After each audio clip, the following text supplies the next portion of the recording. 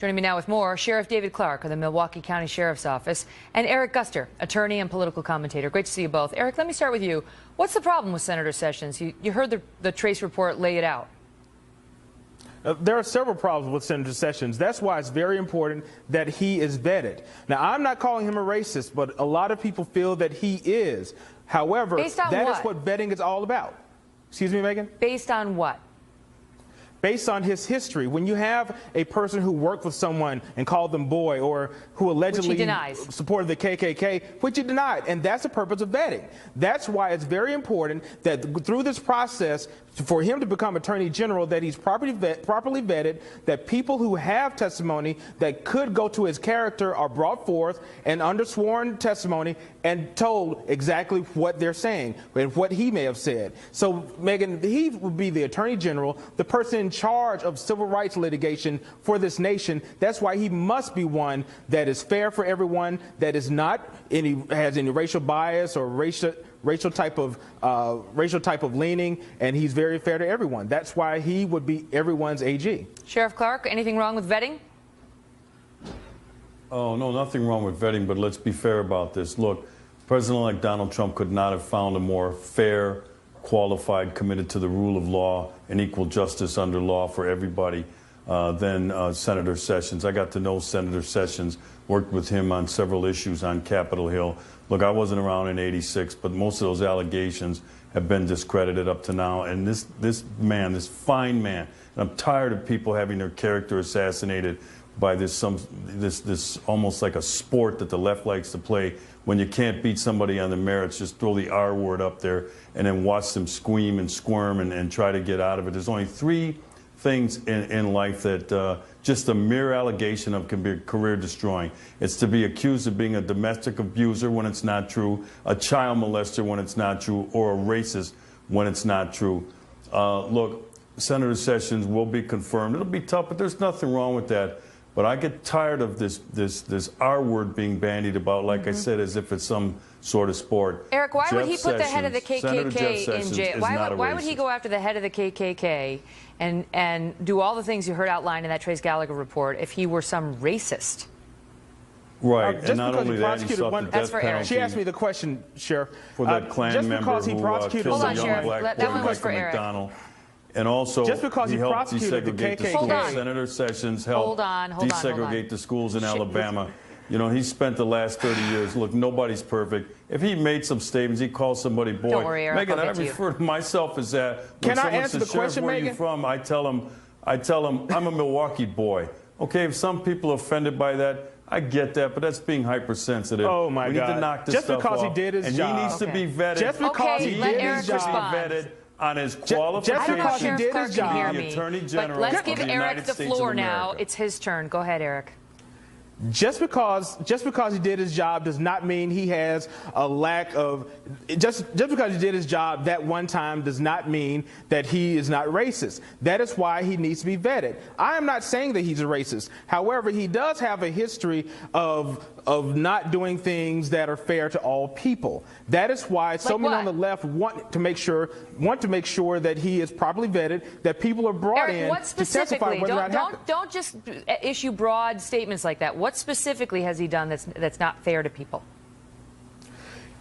He prosecuted several people who were registering voters, black voters, and claimed that they were doing things illegally, which is not true. I'm from Alabama, so I know the history of Jeff Sessions, and I'm very aware of the things that he is accused of 30 years ago. And just because something happened 30 years ago does not mean that it's too far away that it's not relevant now, because this is the Attorney General's position where he is in charge of civil rights litigation, and we have such a broad lane of racial injustices happening that we need help. Well, we'll find out, because judges and juries would have had their say in those cases, and if there were convictions, you know, then the civil process or the criminal process would have played out. We're going to look into all that as he goes forward with his confirmation hearings. Gentlemen, good to see you both. So, Sheriff David Clarke of the Milwaukee County Sheriff's Office, and Julie Roginski, Democratic strategist and a Fox News contributor. Great to see you both. Good to see you, Megan. I love when Sheriff wears his hat. Sheriff, your thoughts on the president's comments? Well, you know, Barack Obama for 7+ years has played the race card that every time somebody criticized him, it was because he was black, and it scared off a lot of Republicans. So now they're going to switch and try to play the gender card. The problem is the American public is tired of this class warfare. The reason why they don't like Mrs. Bill Clinton is not because she's a woman. It's because she's dishonest and because she is hiding something. She's hiding the truth. She tries to play herself off as a victim, like she's Little Red Riding Hood, but she's more like the big bad wolf. As soon as you turn your back on you, she'll bite you. Now, look, this is politics. It's a contact sport. It's not for the faint of heart. My response to what President Obama said is if she can't stand the heat, she should get out of the kitchen. Julie? Well, first and foremost, I think you just proved my point, Sheriff. And, you and I were outnumbered last week, and I love you, but she's not Mrs. Bill Clinton. She happens to be Hillary Rodham Clinton, who's her own person and is running as her own individual. She's a former senator. She's a Secretary of State. She's not Mrs. Bill Clinton, and I think you just encapsulated exactly why a lot of women think that it's she's not not my job to give you her bio. It's not her bio, but it's also not your job to assume that she's just a little woman who's married to She has run with that name for a long time. Well, she's run for that name because she happens to be married to the former president, but she's certainly not Mrs. Bill Clinton. She should embrace it. Well, no, she actually shouldn't embrace it. She should embrace the fact that she's a very accomplished lawyer in her own right, a very accomplished woman in her own right. Let me ask you this, Julie. Let me ask you this. Do you think there's something to the notion that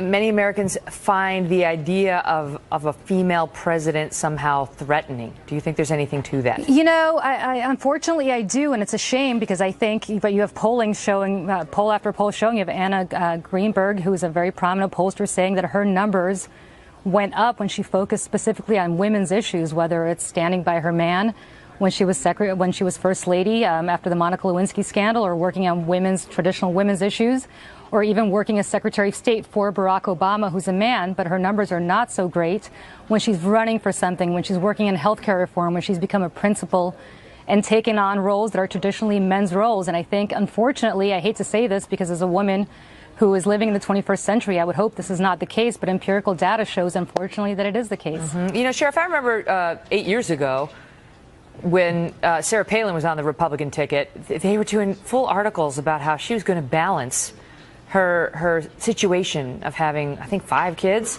and being vice president. It was just like, basically, for lack of a better term, screw you for writing that, right? Because nobody was wondering how Barack Obama was going to balance having 2 kids. Yep. So it's, Megan, it's you still took the there words to some out of extent. my mouth. Go ahead. When you mentioned Sarah Palin, because the way the Democrats treated Sarah Palin was nothing short of shameful. Also, the way they treated Condoleezza Rice when she was the Secretary of State, they did the same thing. So all of a sudden, when it's one of those women who gets close to the White House, then it's okay to trash them. But when it's one of their women, then they try to play the victim card. America's tired of that stuff right now. She should stand on her own 2 feet. Take the heat. Look, this is for the presidency of the United States.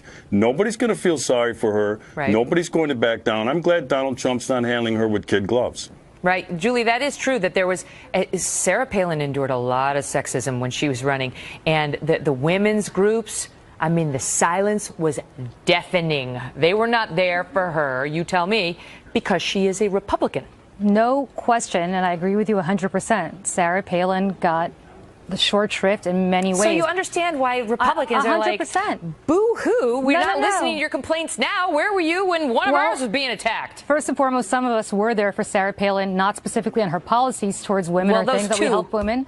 But some of us did feel that Sarah Palin got incredibly short shrift, especially when you said when people were saying how is she going to balance having children and she had a newborn. And put her on the cover, I think it was of Newsweek, in a photo shoot she did for a biking magazine. Yep. But listen, I'm not sure she should have posed for that necessarily for that picture. But, oh, come on. But having said that, look, I mean, there's no question that if you went to the Republican convention, as all of us did, and you saw some of the buttons being handed out, and you saw some of the things that were said about her, she was called the B word, she was called the C word, she was called all sorts of names that I've never heard a man being called, and you can't say that's anything other than sexism, unfortunately. All right, got to leave it at that. Give you the last word. Great to see you both. Good to see you.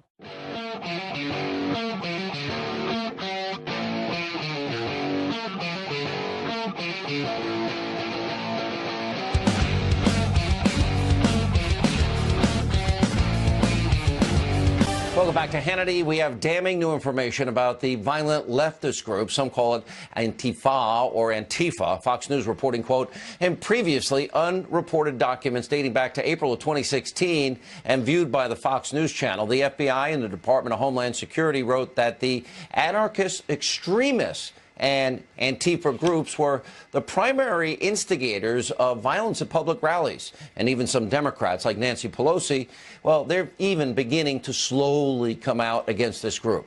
Joining us now, former Milwaukee County Sheriff, new spokesman, senior advisor for America First Action, David Clarke. Also with us, conservative commentator and friend of the program, Monica Crowley. Sheriff, I'll begin with you. I think it's pretty blockbuster, but it also goes back to this whole issue in Charlottesville. I don't like any of these racist, white supremacist bigots like anybody else, and I despise them. But there was another side that wanted to punch, beat, and get engaged in a fight with them. And the president came under fire for acknowledging a few of those people were there. You're right. What an opportunity I've been given on behalf of America First Action to be a senior advisor. You know, there's something sinister about the Department of Homeland Security withholding this kind of information. In the Obama administration, they said April of 2016, so that would have been President Obama, and that would have been Secretary Jay Johnson. There's something sleazy about covering for this group that's been involved in violence, property damage, extensive property damage. They've been involved in injuries at some of these incidents. So I think it goes a lot deeper than this, but it also speaks to the credibility. And people lose faith in their institutions of government when this happens. But President Trump has made it very clear that there's a new sheriff in town and things are going to change as it comes to the rule of law. Monica, your take on it. You know, Sean, the radical left has been at war with this country for decades. You know, they've been at war with the Constitution, with American values, with the free market system. So this isn't anything new, but Antifa takes it to a whole other level with its inherent violence. The other thing to keep in mind, Sean, is that fascism and Nazism were inherently of the left. They were phenomena of the left. Nazism was national socialism. So these movements, all of this violence that you're seeing, they're dressing it up as anti-fascist, but actually the fascism is on the left. And I think the American people need to understand that it's all been rebranded over many decades, but what we're seeing here is radicalism, fascism of the left. And it's incredibly destabilizing to this republic. That's why we have to take it on wherever we see it. And Sheriff, if you're going to cover your face, I think it's a pretty good indication you're going to something to cause trouble. There's no doubt about that. But we've also seen these idiots at places like Ferguson. We saw them in Baltimore. We saw it in Berkeley several times. This is the same people. They change up their antics a little bit. But I'll tell you what, I'll go back to the fact that people in the government during the Obama administration knew about this. Law enforcement officers were not given that information. We could have identified these people early on, and we might have been able to change the face of this. All right, guys, thank you very much.